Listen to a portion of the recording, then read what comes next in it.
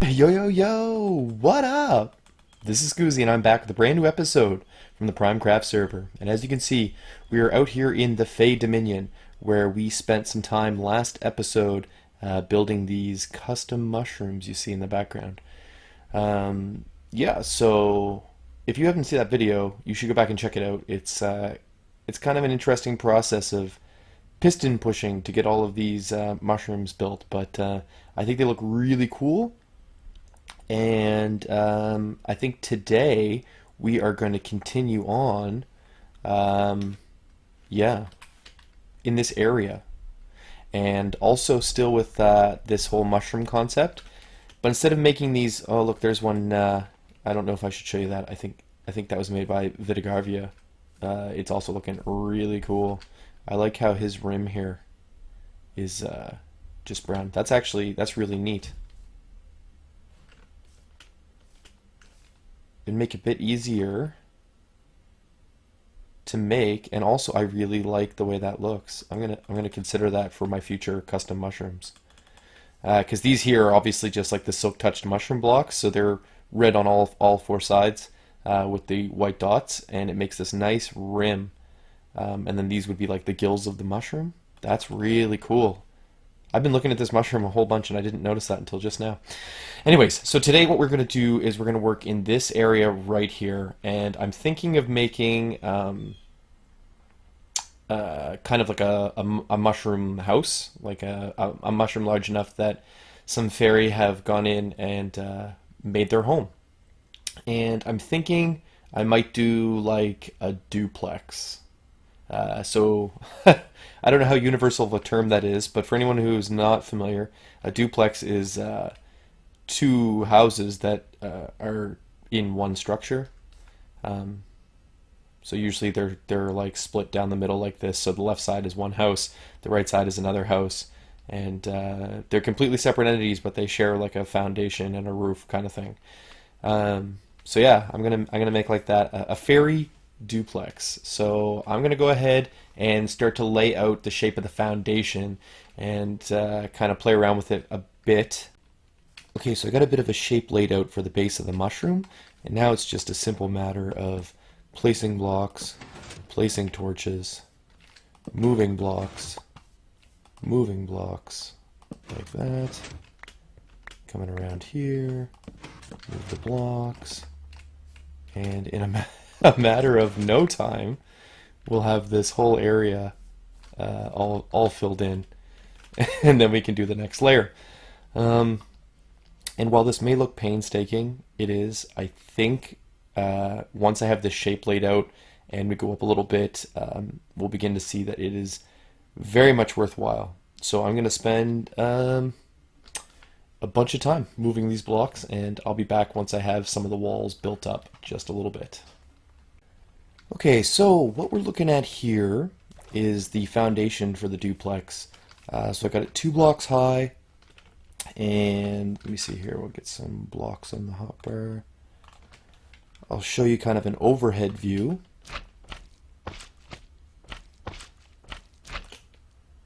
So that's kind of the shape there. So I'm thinking this will be the front of one place, this will be the front of the other, and we'll divide it in the middle somehow.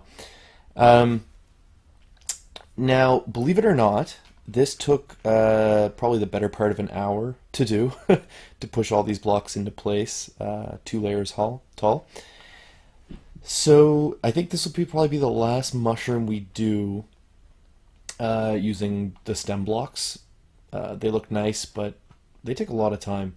And this one over here that Vitigarvia did, he used a lot of white concrete in it as well. And I think that's a really good idea. Um, the whites, they don't go together perfect, but neither do the quartz. And I think that's okay because mushrooms are going to have bruised spots or dirty spots. And that contrast is kind of neat. But yeah, that's what I think I'm going to use in the future is maybe a mix of white concrete, the occasional stem block. Also, bone blocks might go well in there. And I'm also thinking of doing some experimental mushrooms where I'm building them entirely out of like glass or concrete. Um, Maybe not in this area here, but somewhere else on the island. So I guess at this point now, I need to start to bring the walls up and in towards a center area. I also am going to have to think about where the back of this is going to go, like maybe up here somewhere. So I'm going to continue to plug away at this, and yeah, I'll be back in a few seconds for you, and probably another hour or so for me. All right. Okay, we're back. So through the magic of editing, I have this kind of mushroom style structure done. And for you, it took probably just a few seconds. For me, this right now is at about, I'd say 8, maybe 9 hours. Which I know it sounds ridiculous, but just remember there's probably 300 blocks in here, maybe more, maybe less. Let's say 300 blocks, and every single one of those was pushed by a piston, at least once, often multiple times. And the shape's not completely done. I need to kind of take away this straight edge in the back here, kind of round these out a little bit. And I'm thinking somewhere, maybe like here, I'll have just like a third little stem come out that will have a much smaller cap on it. Um, yeah, yeah, probably right around this area. So the next step, I guess, is to put some caps on these two. Now, I'm not going to go for the bell-shaped for 2 reasons. First, these are very time-consuming and kind of tricky to build. And if you want to expand them any bigger than this, it's going to be even more difficult.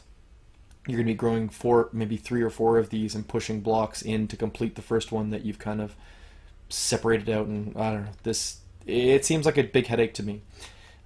So what I think I'm going to do is I'm going to use one of these brown mushroom tops, because underneath this part looks the same, but they grow in like a big radius.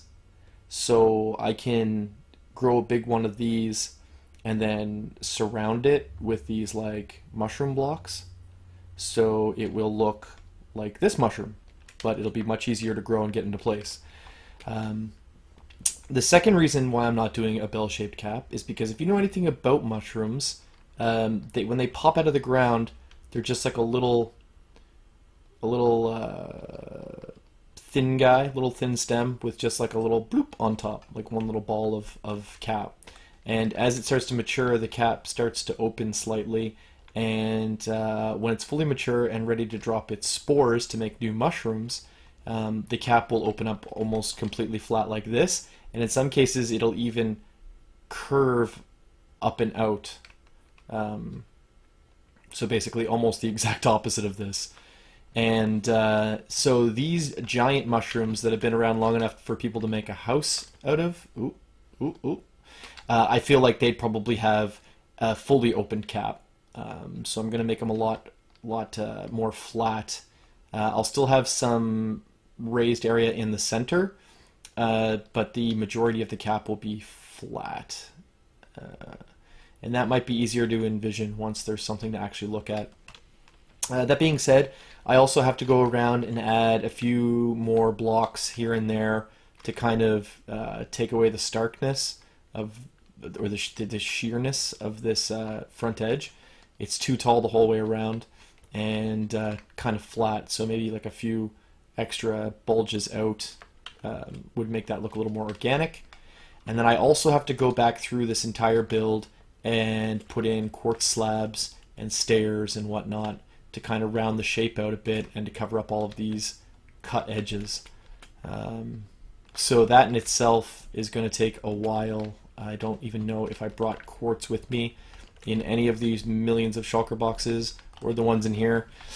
I don't believe so. I think I will have like a little bit maybe in with my redstone, perhaps. 40 and 2 stacks. So yeah, not a whole lot. Luckily we have an entrance to the nether just through the portal there, so I'm going to have to harvest some quartz, get to work on those, and kind of round the shape out. and then I'll come back before we start the caps and show you where we're at. Okay, so that actually wasn't as bad as I thought it was going to be. I basically filled the majority of my inventory except for maybe like 4 spots in my hotbar, and I still have, 5 stacks and other quartz left.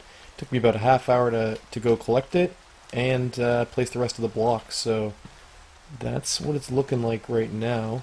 If I can fly here, yeah, I'm not 100% sure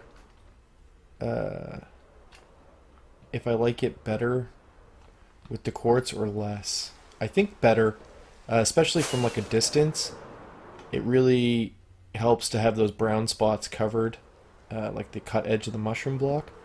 And until you get super close, the contrast isn't noticeable enough to really like throw you off. It's about, yeah, about this distance you can start to really notice the difference in color between the quartz and the mushroom block. But even so, I think it's okay. I mean, right now it's tough to tell what it is, but once I put the mushroom caps in, it'll become pretty obvious. And so that's what I'm going to work on now, is working on the 2 mushroom caps. Trying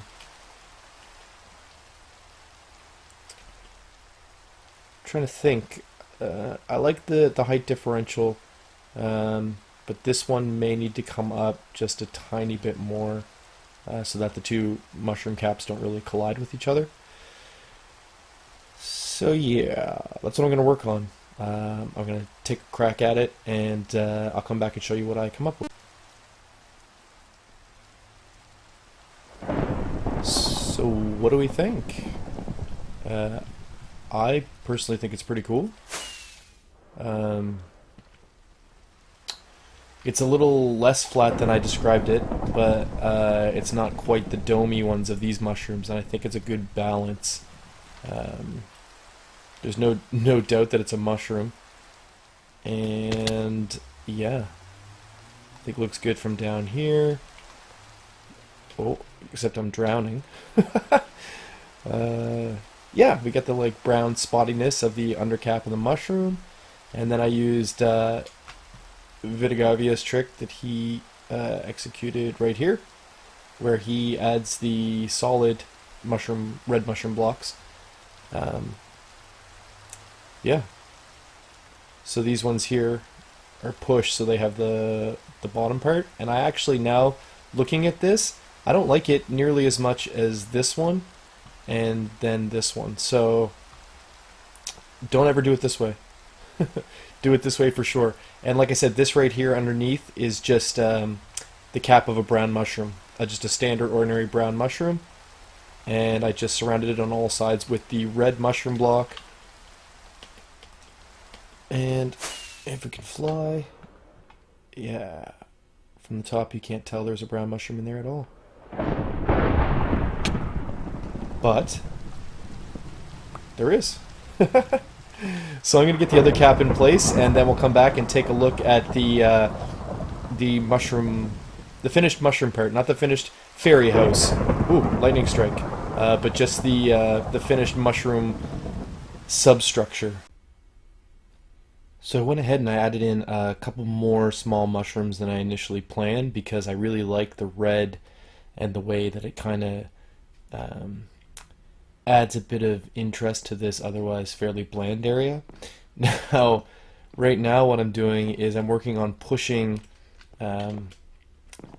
the cap of a brown mushroom from over here where I grew it to over here, and my goal is once I get all of the sections pushed, I can carve like a round section as if it's just coming right out of the grouping of stems. Yeah, I'm not sure how clear that is description wise, but yeah, I think it'll make way more sense once you see it.